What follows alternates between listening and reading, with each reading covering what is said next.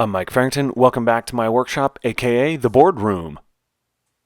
In this video, I'm going to build a gigantic Asanoha Kumiko panel, and I'm going to do it with 2x4s and a chop saw. And this project was spurred on due to the fact that over the holidays I had a few down days where I didn't have much work going on, and I wanted to tackle a fun project.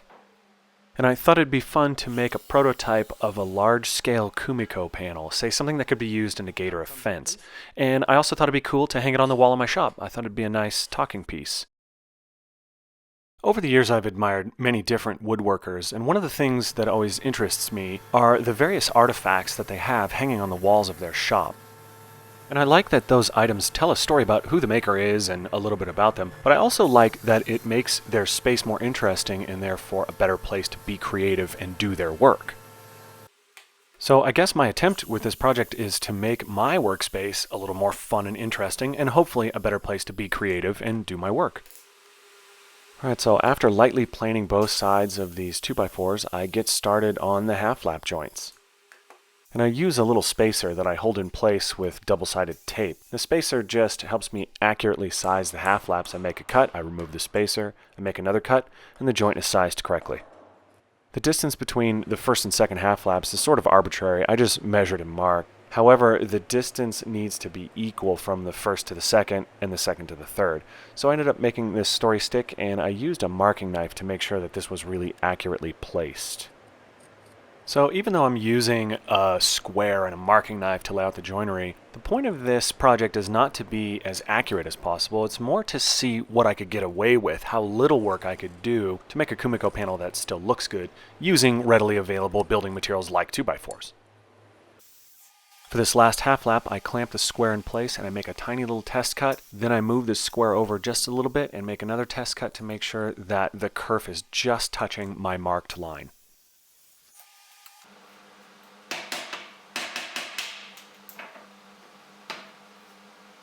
After making all the necessary saw cuts for the half lap joints, it's time to remove the waste, and I do that with a beater chisel and a hammer.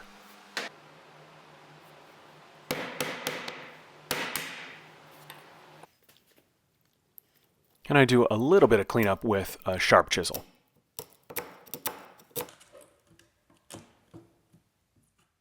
At this point, I wanted to assemble the grid work to see how everything would come together. I was nervous because I didn't joint the lumber, and a couple of the pieces had some twist and bow, but the nice tight half lap joints helped straighten everything out, and the grid work looked really good. With the grid work put together, I was pretty confident that this project would turn out nice, so I moved on to making the infill pieces.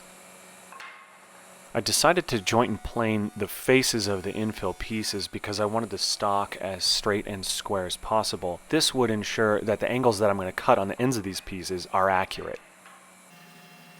There are going to be a total of 28 infill pieces, 7 in each of the 4 quadrants. I get started by cutting 2 45-degree angles on the end of one board, and this creates a 90-degree point. In my opinion, for this process, a stop block is essential because it ensures that the point is centered. Next, I move the stop block over a little, and I do the same cut to the other end. Now, with 90-degree points on either end, I go over to the grid work and I check the fit.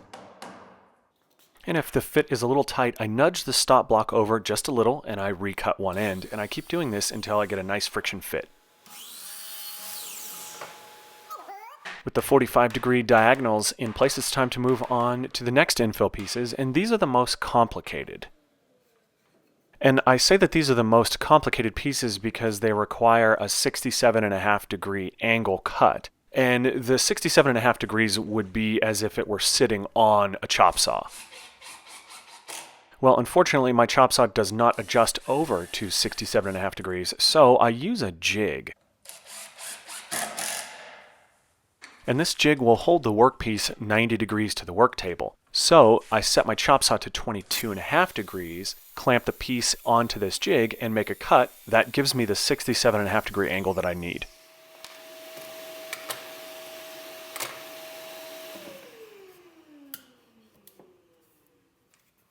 "16 of these pieces are required to fill out the pattern. I ended up making 17 because it's always nice to have a spare.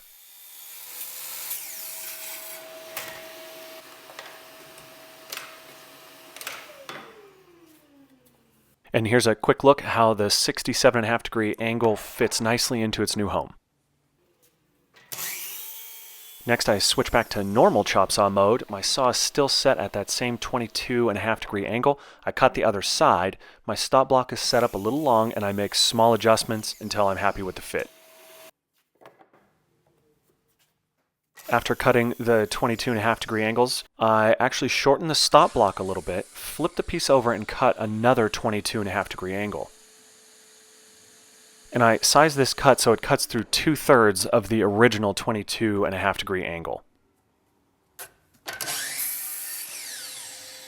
And if all of this is sounding a little confusing, here's a quick shot of how these angles come together.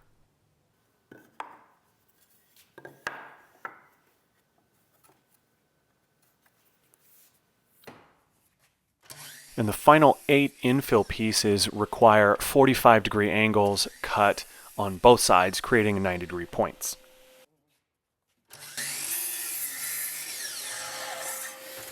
And these final pieces are really what hold the pattern together, so I make sure to size them reasonably snug.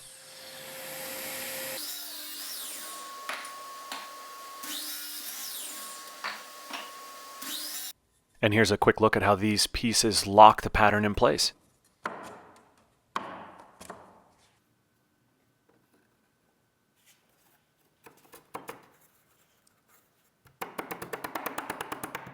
When I first started this project, I wanted to do as little milling as possible, but during the course of the build, the roundovers that are put onto the edges of 2x4s really started to detract from the overall look, so I decided to rip them off at the table saw.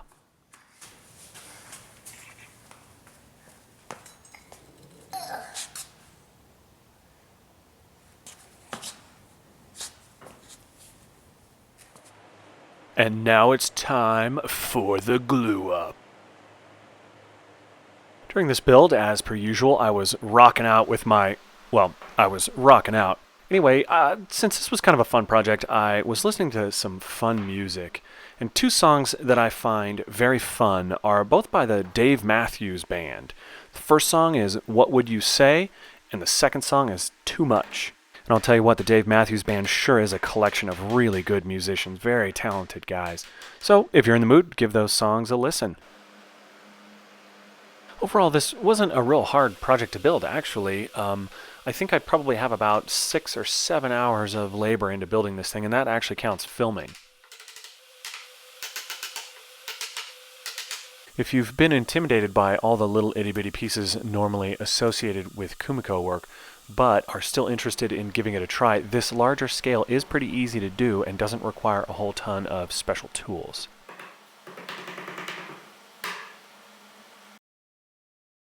Hopefully I slowed this shot down enough so you can see clearly what I'm doing. It was during assembly when I started to get real excited for this project. I was really happy with the way it was turning out. The joints were coming together a little tighter than I thought they would. Not perfect, but pretty good, especially considering I'm using 2x4s. I also realized at this point just how strong this structure is.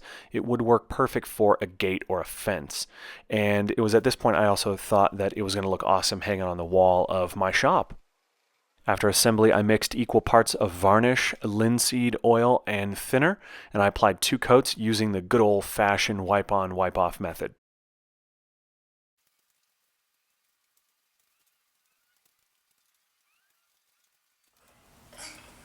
The shop apprentice likes to call this his steam roller.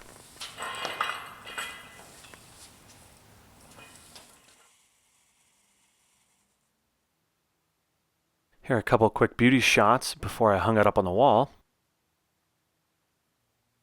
Overall, I'm really happy with the way that it turned out. I think it was a real successful experiment. Quick one-day build, but it was really fun nonetheless. And I decided to hang it up on the wall behind my workbench. This is a temporary installation. I'm hoping that this spring or summer I'll have enough money to finish insulating my shop and then put up some sheeting. Then I'll actually install this thing for good.